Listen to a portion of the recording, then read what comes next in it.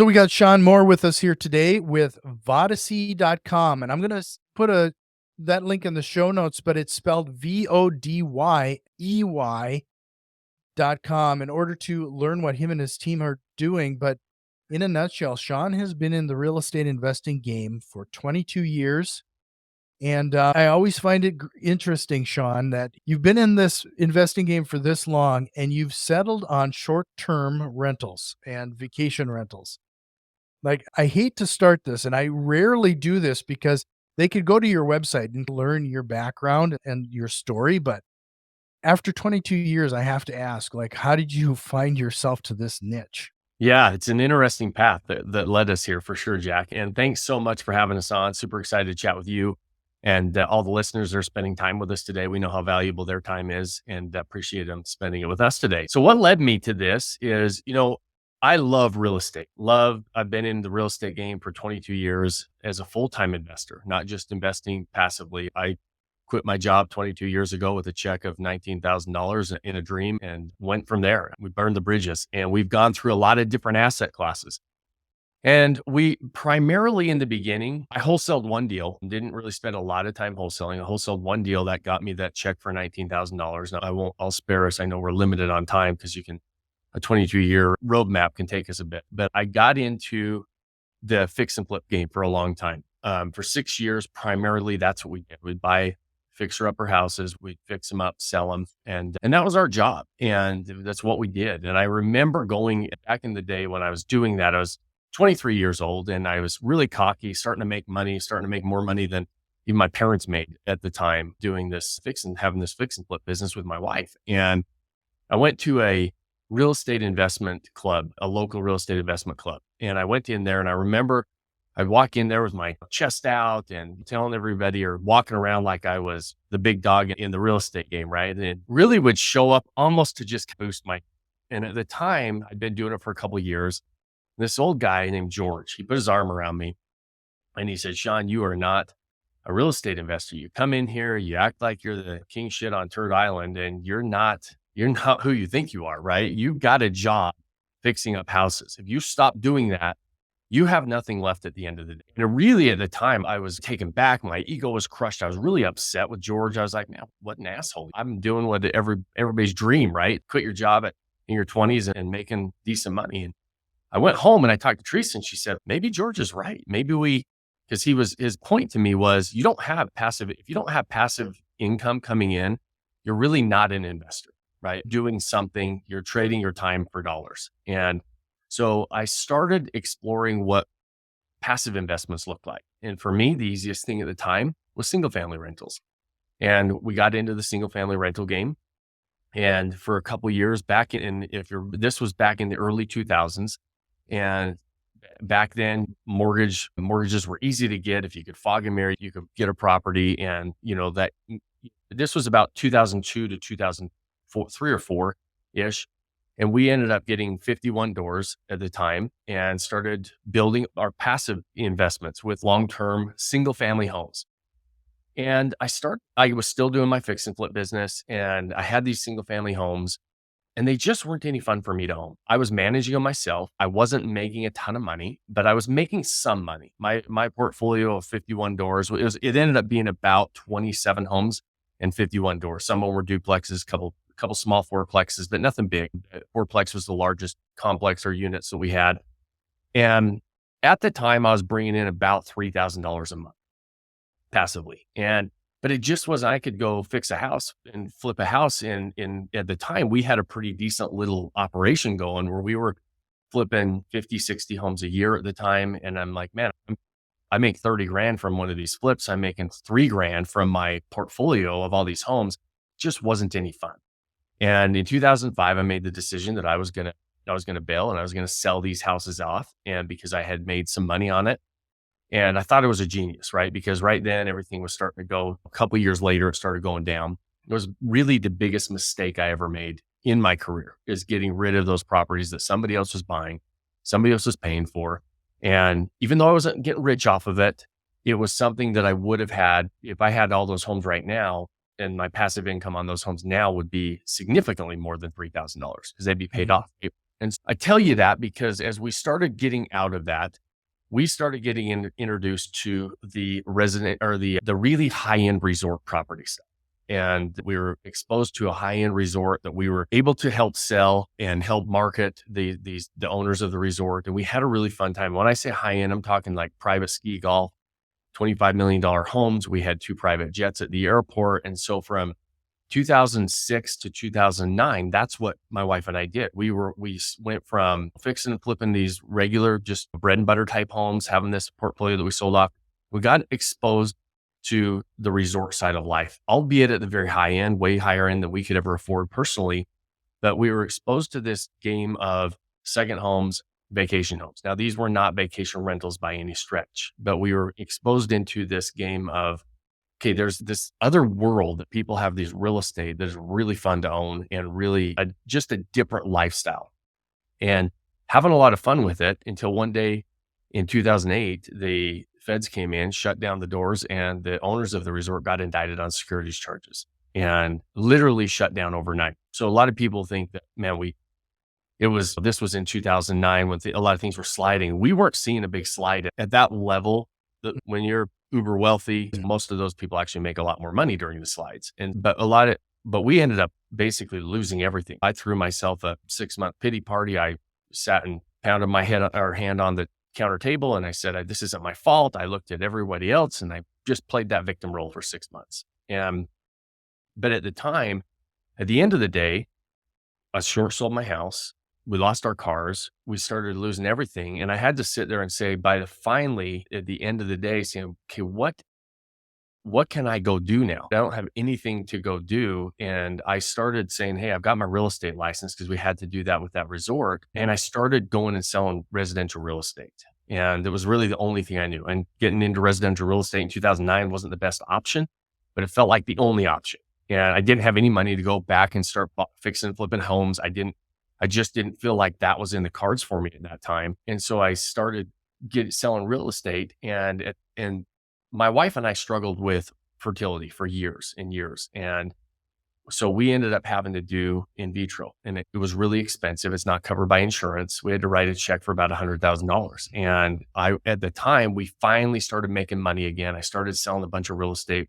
We got nominated for the large sales team of the year in Utah. And we were really hustling, finally putting money in our pocket. And then we decided to run down this road with fertility and wrote the check, ended up getting very lucky and ended up with twins. We ended up with a boy and girl twin. And at that time, when we had Wyatt and Grace, that's when I really started to say, okay, what do I really want here? This cocky guy that I felt like I could make money. Even when I had lost it, we could go make it again. We could just hustle, roll up our sleeves, make things happen. But when the kids were born, I started asking different questions. I started wondering, what really do I want to do? And there was a couple of things that I loved. I loved real estate. I always enjoyed investing in real estate. The conversation with George of saying, okay, if you're really going to build something, if you're really going to build this legacy for yourself and your kids and everything else, it's got to have a passive component. The other thing that was interesting is I had loved that resort lifestyle. I loved that vacation type of a lifestyle with those high-end second homes. And I started to think, what could I do that would combine those two things? And the other thing that had happened is we had actually had, at the time we lost our property and short sold our property, we had actually had a vacation home in the mountains in Utah. And I didn't lose that vacation home. That performed the whole time we had it. And we lost everything except for this vacation home. And this was way before short-term rentals, Airbnbs got really popular. This is like, we bought it in 2005, 6, and held it through the slide, when not only the real estate slide, but my personal slide, when we had lost everything. And this was back in about 2013, 2014. And I started to say, this is it. This is what I want to do. I started looking into short-term rentals. And that's really when we decided maybe this is an asset class that we could treat as this passive investment. It solves some problems where we can use it personally with our own lifestyle. I can build a portfolio that I'm proud to own. I have fun with. And I started at that time really starting to put together what we do now, which is strictly invest in vacation homes and we own them. And so that's kind of a fast forward through the progress. But that's how I came to the conclusion that this is what we wanted to do. Now, the conclusion I've also come to is this isn't for everyone. And to your point, it's when you talk to a lot of other investors, they wonder, well, I get that it's trendy right now. I get that there's a bunch of people jumping into it, which frankly probably should hit the pause button until they understand what they're getting into. But because it's not always very passive, and you have to set it up it can be very passive. You have to very specifically think about how you're going to set them up, or else you can spend a lot of time operating and managing vacation rentals. But for us, that's how we got into the game. And then in 2017-ish, 2018, we started putting together Vodyssey as it is now and started helping people build these portfolios as well. So, long-winded answer for you there, Jack, but that's really what brought us to this game we're in right now.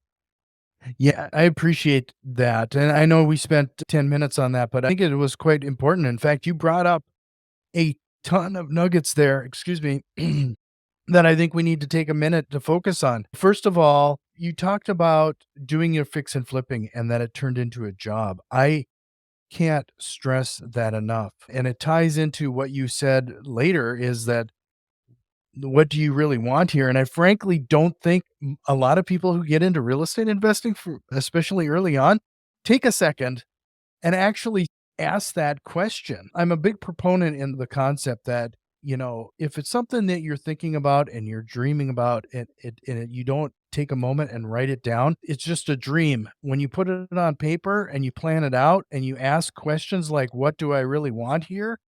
That's when it becomes a target and it becomes something that we can achieve. I just really appreciate you taking that time to bring that up. Circling back on something else you said is that this is somewhat trendy and it's not for everyone. And I hate to be the Debbie Downer, but I need you to tell our audience, who is this not for? Yeah, it's a great question. To back up to your point, the first thing that we do, and the first thing that I think anybody should do, is really identify what your property goals are and what not only your property goals, but your investing goals and everything else, because there's not one asset class that solves the problem for every single one of us. Otherwise, we would all invest in the same assets. They all have their pros and cons, including short-term rentals. Short-term rentals are such that there's a few things that they're very difficult to scale at a large scale. If you're like, hey, I want to have hundreds of millions of dollars of real estate, short-term rentals are probably not the asset class for you, right? There's a reason institutional money has not gotten into the short-term rental game. They love it as an asset class, but most of them come into the game, institutional type money, most of it comes into the game as lenders. You've had some major hospitality brands trying to break into the short-term rental game with the Marriotts and the Hiltons, and they get back out of it. And they say, hey, listen, Marriott's getting back into it as their own Airbnb, if you will, as an online travel agency with Marriott Homes and Villas. So it's not for you if you feel like, okay, I want to invest a whole bunch of money.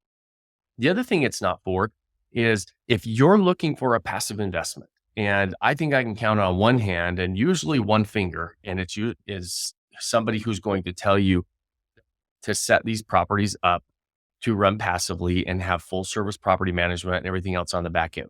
That's what I teach. It's how I don't manage any of my own properties because I don't want a second job.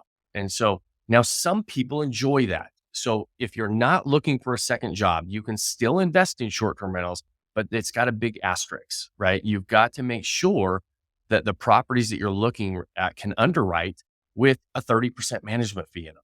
And not every property can underwrite with 30% management coming off the gross revenue. And so there's a lot if you're looking for something passive, and even then, if you don't have the time on the front end, in the acquisition phase, in the setup phase, to put that property to set it up to where, when I say set up, I mean set it up to deliver a unique experience, to think all the way through that so that the property can actually stand out in these crowded markets that we have.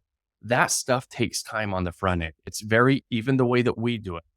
If you don't have the time during that acquisition phase, during that setup phase, because I have not yet figured out, maybe somebody else smarter than me can, how to automate that or make that passive and have somebody else do it for you. And so when you get into this game, there's going to be a big time element that you're going to have to say, okay, am I willing to put the time in to make sure that I can buy a property and set up a property so that it can operate profitably? And then even if and that's if you're having full service management. If you don't want to do full service management and you're going to manage your own property, now you have to say, do I have the time to actually manage these types of properties? Because you have a handful of guests coming in and out of a property every single month that you have to communicate with. You have to make sure that everything's ready for. Even if you outsource your cleaning and your maintenance and you're going to have the best software tools available, that it's all automated, it is still very much a hands-on business. There's a reason management companies charge 30% of gross revenue. So that's really the biggest thing of people who this is not for. You have to know what you're getting into. Go into it with your eyes wide open. It's not as easy as saying, hey, I want a house on the beach and I'm going to go buy one and I'm going to throw it on Airbnb and I can use it when I want to. That's not the game that we play. You mentioned trying to make this as passive as possible, and you don't manage any of these properties yourself. And this is an avenue that I haven't gone through before in this regards, to be frank, is I know of property management companies that manage standard rentals. Yeah. How do you find somebody to help you manage these type of rentals? And Yeah, what it's a great questions question. should you be asking? Yeah, and there's a lot of those a lot of questions, right? But most of these markets that you go into, short-term rentals have become a very mainstream asset class at this stage. When something becomes mainstream, the subsidiary businesses that service that industry start to pop up, and management companies are no different. It's a major piece of the vacation rental industry. And so you've got these management companies and you've got hybrid approaches where they'll do part of it and you have to do part of it. And then you got full service managers that are out there. They're really pretty easy to find. Just a quick Google search will have them. But for the most part, they're available.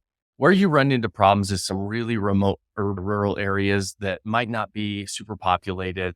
Then it's a little bit more of a struggle to find them. A lot of times we'll go on the major OTAs like VRBO, like Airbnb, will look for those super hosts, and they're typically sometimes smaller boutique management companies that just look like people on there, but we reach out to them directly. And it's surprising how many of them manage a handful of properties, and they can be a good resource in those areas.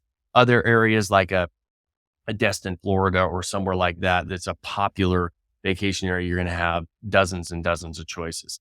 And the few things you're looking for really is not always just what they're charging. That's the first thing people always ask. I don't want to pay 30%. And somebody told me 20%, so I'm going with. That's not always what you want. They're not all created equal. Just like anything else, you want to make sure that their management style fits your property goals. Are they willing to operate toward the top end of the market if that's what your goal is?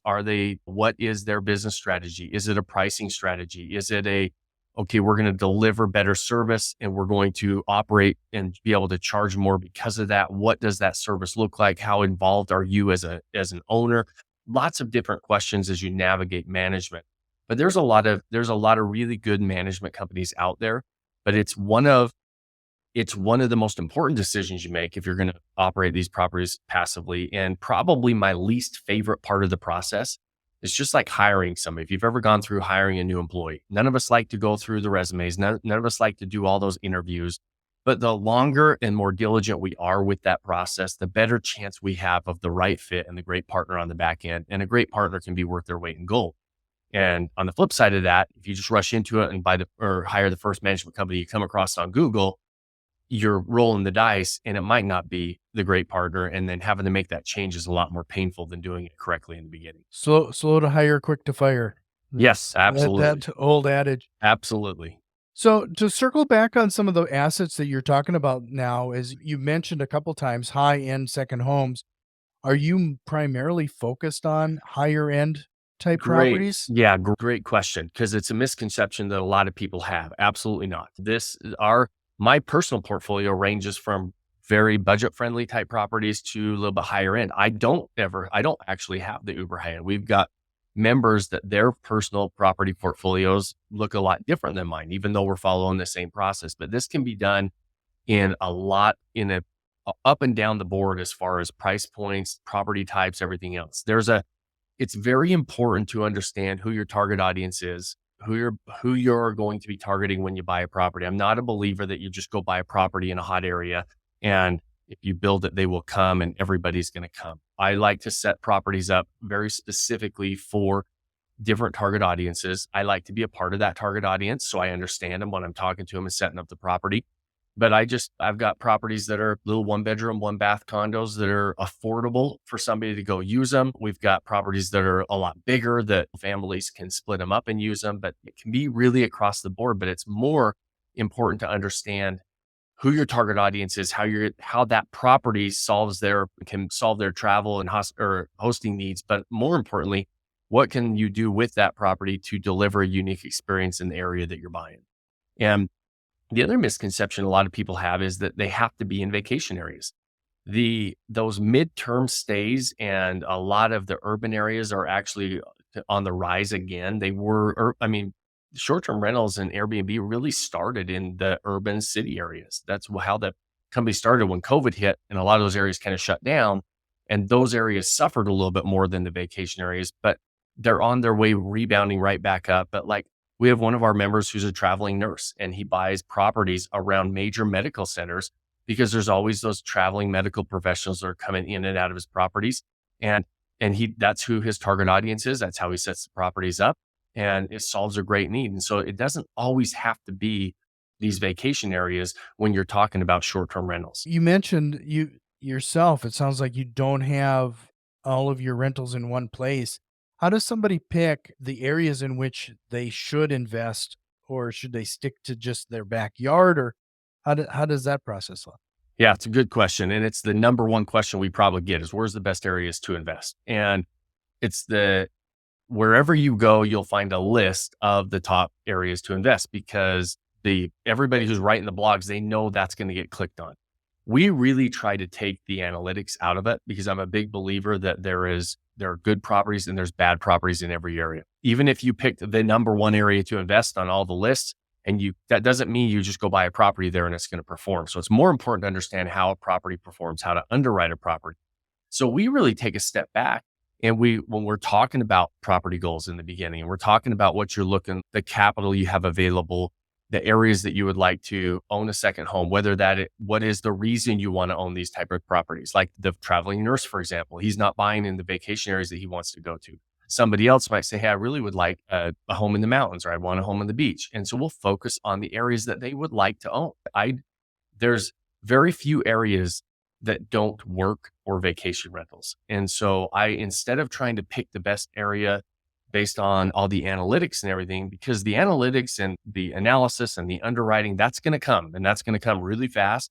But that comes whether you're buying in the top area or not so top area. And frankly, some of the lesser known areas, I call them backyard resort communities that are a couple hours drive from major metropolitan areas that unless you're regionally located there, you might never have heard of them. Some of those areas perform better than some of the very top vacation markets that are ranked really high. And so I always help people and encourage them to choose markets that they would like, that they might be familiar with, and that fit within their property goals of what they're really trying to do. Because this is a long-term investment, right? I always say this is a long-term investment strategy for us who buy these properties in short-term rentals. And so you don't want to get so short-sighted that you're just building a portfolio because you saw this area on a list and analytically it looked like it had a really good ratio of acquisition price and revenue, because that changes, right? That changes over time. So if you don't understand the fundamentals of the business and how to operate profitably and successfully in any market, then you're setting yourself up for some frustrations and some down the line when those markets do shift. I believe we're going into a major shift right now. And so having that understanding of really the underwriting and really what it takes to stand out in these crowded markets, now all of a sudden the process is location agnostic instead of saying, okay, I'm going to rely so much on the location or the market itself. So I'm curious, you've been doing this for quite a while now. What is the one or two things that you have learned over your course of doing short-term rentals that you would have known when you first started out? Yeah, one is that just what I was just talking about. I would have thought right when I started off that the location mattered more than it did. What I've realized is understanding how to communicate and connect with a specific target audience is way more important on the marketing side to stand out in these crowded markets. I always believe that niching down further and we've noticed and seen a direct correlation with this with our properties and all of our members' properties that we help do this is really dialing in and speaking to a specific niche group in this game works really well. I would have never known that until we did that and tried that. We see it, how well that works right now. And that's not something that a lot of people do, frankly, and why. And so imagine I had a property up by Yellowstone National Park and lots of huge national park, lots of visitors, millions of visitors a year. We had a beautiful cabin on a lake and 10 minutes from the park, lots of other beautiful cabins on the lake. And what we did is we narrowed down our focus to a very specific fly fishing group.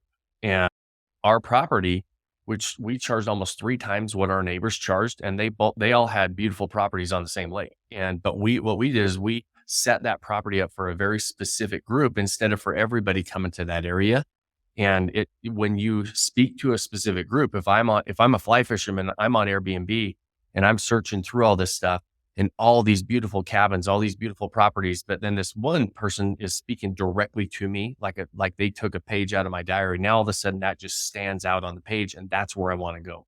So that's a little bit of an example of what I'm talking about there. That whole property was set up for fly fishermen, and not in like a cheesy design theme, like in the way that when they walked in, they had all the things that they needed as fly fishermen. We had wader drying stations, we had rod carriers for their cars, we had drift boats, we had our box of our favorite flies, we had the guide services ready for them, like all those different things and all of a sudden they'll pay extra for that. And so that's something that I never would have thought getting into the game, because I would have thought, hey, we just need to have a model home that stands out or is set up really nicely with great pictures. As these markets started to get more and more saturated, as everybody started getting into vacation rentals, we had to think, okay, you have to think like a business owner, right? When you're out in a very crowded marketplace, what can you do to stand out? And a lot of times that is by getting more and more specific. That is really a great tip, because I've asked people previously exactly that type. You beat me to the punch, because I was going to ask you how to stand out in the crowd, because these platforms are just full. I Yeah. mean, it's really hard to stand out, but that's a very clever, specific, actionable item there that somebody could really take advantage of. Yeah. And I wish more people would do it. The return on the time and effort you spend doing that is crazy. And we've seen it over and over. Our group at Vodyssey, we have almost 1,300 active investors across the country, a collective portfolio of now nearing 1,000 homes. So it's not like we've seen this on a handful of homes. We do this over, and it's amazing how everybody will tell you, don't use cell phone pictures and get brighter pictures and professional photos. We say the same thing, but that doesn't make you stand out in these markets anymore. The markets are crowded enough that there's a lot of great properties in every area. So you have to go that extra mile. And a lot of times there's not much else you can do with your property. It's already set up beautifully. So now you have to think like a business owner and a marketer of, now I have to really get specific. Sure. With all that being said, people are considering this now. You've convinced them of it. I'm going to even send them over to Vodyssey.com to get some assistance from you and your team. I want you to share a story regarding one of your students. Give us one of your big successes.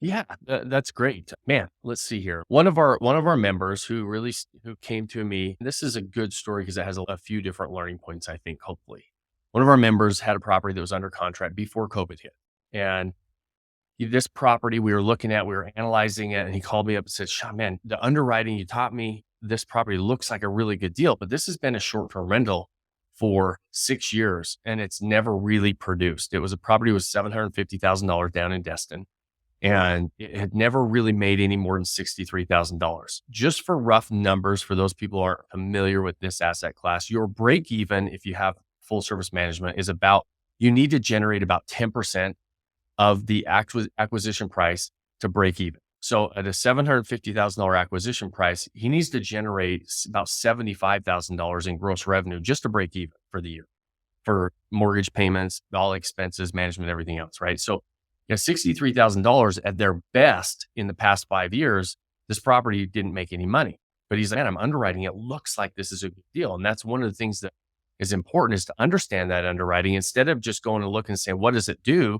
Because it could be overperforming, it could be underperforming. In this case, this property is underperforming, and he was able to recognize that. At this time, even before COVID, this was a really hot area, and the average time on the market was 2 weeks. This property had been on the market for 5 months. Nobody wanted it. Something seems wrong with it, right? Well, it was because it lost money. So I said, Jeff, it looks good. And Jeff decided to move forward right as he was about 2 days before he was about to close. COVID hit and everything's starting to tighten up. And I know it only tightened up for a short period of time, but when it hit, everybody was pretty nervous. I don't know what the heck's going on here. So he said, what do you think I should do? I said, listen, I do this for the long term, but I don't want to make the decision for you. I don't know what's going to happen here, but I think that when you analyze for the long term, the short-term rentals at that point had become a lot more mainstream even than they are now. I feel comfortable with moving forward. He ended up pulling the trigger on that property. He put about $50,000 into it, and just gave it a kind of paint job, facelift, new photos, a couple items of furniture, just made it look nicer, but didn't do anything major. And property now he was into it for 800. His first year that he performed, and that and it took him about 2 months to get the property launched. He launched in May that year, the weekend of Labor Day that week, Memorial Day that weekend, and generated $45,000 in income the first week he was on the market. So almost recouped his entire $50,000 rehab that he put into it. The first year he ended up netting about grossing 163,000, netted about $68,000 in his pocket. The next year he grossed about 225, put over $100,000 in his pocket on $150,000 total investment. So it was a really good ride that he actually just got offered on the property $2.2 million. So one heck of an investment there for him. But the reason I tell you that story is a lot of people wouldn't have trusted the underwriting. A lot of people ignored that property for 5 months. A lot of people when COVID hit would have said, I'm not moving forward. And so the point of that is there's always going to be challenges. If you understand the fundamentals and your property goals and why you're doing things, it gives you the confidence to move forward even through some of those sticking points. There's always going to be fires. There's always going to be challenges. It's how you decide to put those out that's going to matter long-term for you. Yeah, and one of the reasons that I asked you to share one of those stories, Shawn, and this is like a perfect example of this, is that we talk time and time again on this show that we can either put in the 10,000 hours and become an expert, or we can rely on those people in our network that have already made that investment, that we can learn from each other, that we can. And I know that, let's be transparent, Shawn, you're making money on helping people with this. There's no comparison. There's no reason to hide that. No. But when you hire a company such as yours to learn from that person would have never had that opportunity before. They would have missed that opportunity without some of your help and direction and your mentorship. So I just had to take a minute and have you provide some of that focus. Yeah. Shawn, this has been a great conversation. I could just keep going on and on because we didn't even touch on the concept. So I'm gonna, since you talked about fly fishing, I'm gonna bait you a little bit. Yeah, nice. Hopefully you'll come back and we can talk a little bit about processes and procedures and how to scale some of this, because I can only imagine the amount of information and setting up this that you would have to put into place, because I still have yet to get my mind completely wrapped around vacation rentals. The numbers have, for some reason, have never clicked for me. We probably could just keep going. But before I let you go on this episode, is thought or process or question you wished we would have asked here today? Yeah, no, I appreciate that there, Jack. And you really kind of led into what I would suggest or always leave somebody with. The thought is Tony Robbins always says, you hire coaches not for something new. Most of us, we've been down the road. Sure, we're going to share techniques and strategies that you may not have heard of because you don't know what you don't know when you get into something new. But really, what you're trying to do is compress time. Tony always says he compresses decades into days. I'm definitely not that talented, but that's why we hire coaches. And anytime you're going to get into something new, whether it's vacation rentals, whether it's multifamily investing, whether it's fix and flip, whatever you decide to do, or anything really in life, think about what we have a tendency to do is ask, how am I going to do that? And a long time, somebody taught me, you start to ask who can help you with that. And when you can figure out who can help you, not only can they compress that time, but there's a lot of no, it doesn't matter what road you run down, a road is never straight. There's always going to be challenges and speed bumps and things along the way. And that the right person there not only can help you navigate, but a lot of times the right person's going to ask yourself the question, is this really what you want to do? That's the first thing that we ask anybody that even thinks about getting into the short-term rental game is, do you know what you're getting into? Is this the road you want to run down? And when the answer ends up being yes, because you made an informed decision, then we run fast, right? Then we commit. We don't dabble. We dive in and we're committed to the process. But find out and make sure that person that you're working with actually does what you want to do. There's even with short-term rentals, there's ways to get into short-term rentals without owning properties. There's ways to do rental arbitrage, to co-host, to do all those different things. We don't do that. I wouldn't be the right person to ask for that. Even though we know the game, that's not what I do. I buy properties and invest in properties. And if somebody came to me and said, hey, Shawn, can you teach me fix and flip? Well, I haven't done fix and flips for 15 years now. And so, yeah, could I? But is there somebody else that's better that's doing it right now and in the game right now? And as you dive into anything and navigate anything new or want to take it to the next level in something else, ask that question of who, not how. And I think that'll help us all as we progress and grow and really try to expand on what we're doing. Yeah, that's what I'd say. I'd leave everybody with there, Jack. And I definitely would love to come back. I know we could talk for a lot longer on this. And I had a lot of fun here today with you. I appreciate you having me on. Yeah, no, I really appreciate your time, Shawn. Again, it is Vodyssey.com. I'll make sure to have that link in the show notes. So you know where to find that. Head over to reimastermind.net for that, or swipe what on your podcasting app. Shawn, I really appreciate it. You're welcome back anytime, and I hope to talk again soon. Awesome. Thanks for having me.